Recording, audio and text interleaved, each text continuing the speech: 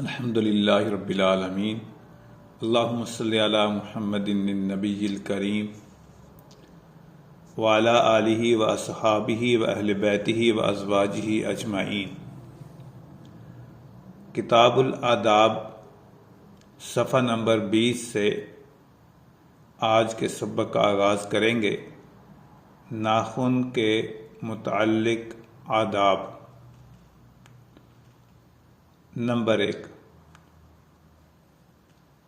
کوشش کریں کہ ہر جمعہ کو ناخن کاٹ لیے جائیں۔ اگر یہ ممکن نہ ہو تو ہر 15 دن بعد کاٹ لیے جائیں۔ اتنی تاخیر کرنا گناہ ہے کہ 40 دن گزر جائیں اور انسان نے ناخن نہ کاٹے ہوں۔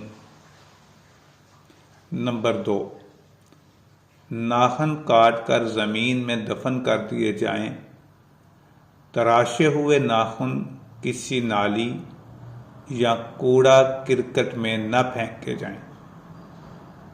نمبر 3، ناخن کاٹنے کے لیے ناخن تراش استعمال کرنا چاہیے۔ دانتوں سے ناخن کاٹنے سے احتراز کرنا چاہیے، بچنا چاہیے، یہ عادت مناسب نہیں۔ نمبر 4، ناخن کاٹنے کا کوئی مسنون طریقہ منقول نہیں، یعنی سنت سے کوئی خاص طریقہ ثابت نہیں کہ ناخن اس طرح کاٹے جائیں۔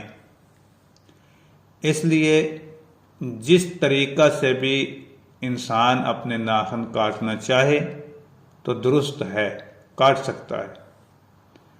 ہاں، علماء کرام نے ایک طریقہ بتایا ہے، بہتر یہ ہے کہ پہلے دائیں ہاتھ کے ناخن کاٹے جائیں، پھر بائیں ہاتھ کے۔ اب ناخن کاٹنے کی ترتیب کیا رکھیں؟ ہاتھوں کے ناخن کی ابتدا دائیں ہاتھ کی شہادت کی انگلی سے کی جائے۔ نماز پڑھتے ہوئے اشہد اللہ الہ الا اللہ کہتے ہوئے جو انگلی ہم اٹھاتے ہیں اس کو شہادت کی انگلی کہتے ہیں۔ سب سے پہلے اس انگلی کا ناخن کاٹا جائے۔ تو یہ ترتیب وار دائیں ہاتھ کی چھوٹی انگلی تک کاٹے جائیں، پھر بائیں ہاتھ کی چھوٹی انگلی سے شروع کرتے ہوئے ترتیب وار بائیں ہاتھ کے انگوٹھے تک کاٹے جائیں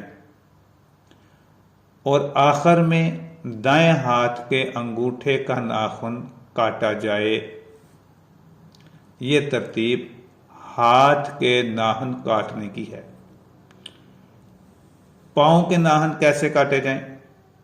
اسی طرح پہلے دائیں پاؤں کے ناخن کاٹنے چاہیے، پھر بائیں پاؤں کے۔ مقدم پہل وہ کس کو دینی چاہیے؟ دائیں پاؤں کو۔ اس کی ترتیب یہ ہو کہ دائیں پاؤں کی چھوٹی انگلی سے کاٹنا شروع کیا جائے اور ترتیب وار بائیں پاؤں کی چھوٹی انگلی تک کاٹ لیے جائیں۔ نمبر 5، ناخن صاف کرتے رہنا چاہیے تاکہ ان کے نیچے کوئی میل کچیل جمع نہ ہو۔ نمبر 6، خواتین کے لیے نیل پالش لگانے کی اجازت ہے، البتہ نماز کے وضو کے لیے اسے اتارنا لازم ہے ورنہ وضو نہیں ہوگا۔ اللہ تعالی ہمیں اپنے ناخنوں کو شریعت کے دائرے کے اندر رہ کر رکھنے کی اور کاٹنے کی توفیق عطا فرمائے۔ آمین۔ السلام علیکم ورحمۃ اللہ۔